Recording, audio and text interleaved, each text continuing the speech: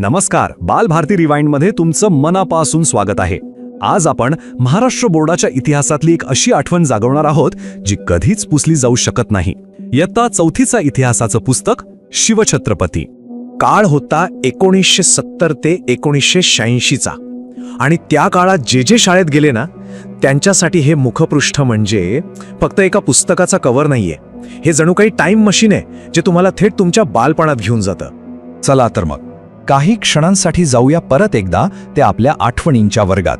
बघा, हे चित्र बघितल्या बघितल्या मन कसं थेट वर्गात पोचतंय नाही का? आठवून बघा, इतिहासाचा तास सुरू झालाय. आपली वही समोर उघडलेली आहे.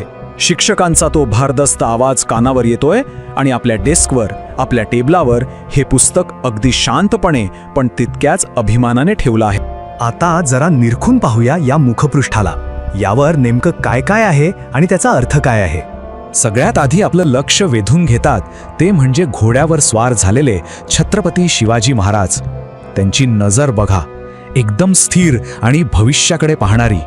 ही नजरच सांगतेय की ते फक्त एक राजे नव्हते तर एक द्रष्टे नेते होते, ज्यांना एका मोठ्या स्वप्नाची, स्वराज्याच्या स्वप्नाची दिशा दिसत होती. आणि महाराजांसोबत कोण आहेत? त्यांचे सवंगडी, त्यांचे निष्ठावंत मावडे.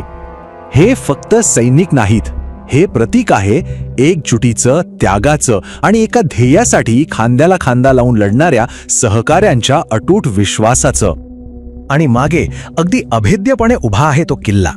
हा फक्त दगडा विटांचा डोंगर नाहीये, हा आहे स्वराज्याचा भक्कम पाया, आपल्या स्वाभिमानाचं प्रतीक आणि सुरक्षिततेचा विश्वास. म्हणूनच हे फक्त एक चित्र नव्हतं, या चित्राच्या पलीकडे खूप काही होतं. हे पुस्तक खरं सांगायचं तर फक्त परीक्षेसाठी किंवा अभ्यासासाठी नव्हतंच. ती एक प्रेरणा होती, आपल्याला धैर्य शिकवणारी, स्वाभिमान म्हणजे काय हे सांगणारी आणि खूप मोठा विचार आपल्या मनात रुजवणारी. या एका पुस्तकाने एका पूर्ण पिढीला काय दिलं? धैर्य दिलं, स्वाभिमान दिला, नेतृत्वाची खरी ओळख करून दिली आणि सगळ्यात महत्त्वाचं म्हणजे इतिहासाकडे कसं बघायचं याची एक नवी दृष्टी दिली.